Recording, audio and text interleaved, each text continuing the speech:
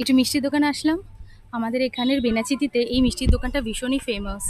চলো তোমাদের একটু দেখিয়ে দিই নামটা, সাহা সুইটস। আগে যখন বরের সাথে এসেছি, এখানে ভীষণ নাম করা মিষ্টি দোকান এটা।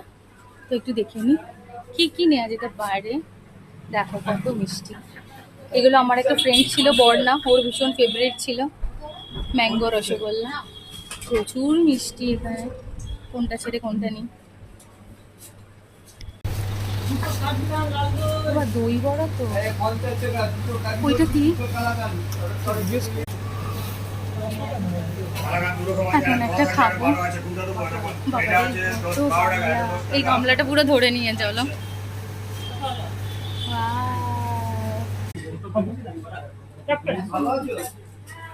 কত টাকা বলছে? এটা আমার প্রচুর ফেভারিট। বাড়ির জন্য আর একটু দেখে নি,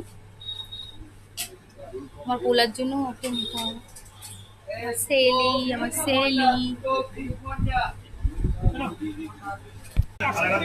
এই যে একটা উফ চরম, আর এটা হচ্ছে বেকড রসগোল্লা। হ্যাঁ, সেটাই তো ভাবছি কোনটা নেব।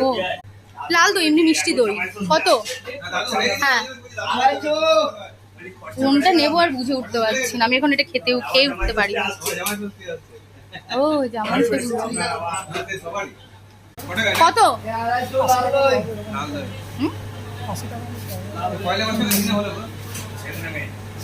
বাবা খুব সুন্দর প্যাকেট। দইটাই নিয়ে নাও। হ্যাঁ, আর বেটুর জন্য দুটো কিছু নিয়ে নাও ভালো করে। বলছি এই যে ছানার পায়েসটা, এটা একটু বাড়িতে হ্যাঁ রসমালাইটা বাড়িতে যদি নিয়ে যাই পড়ে ঠরে যাবে না তো, একটু ভালো করে দেবেন। তাহলে একটা এটা দিয়ে দিন ব্যাস। না বাড়িতে একটা দিন।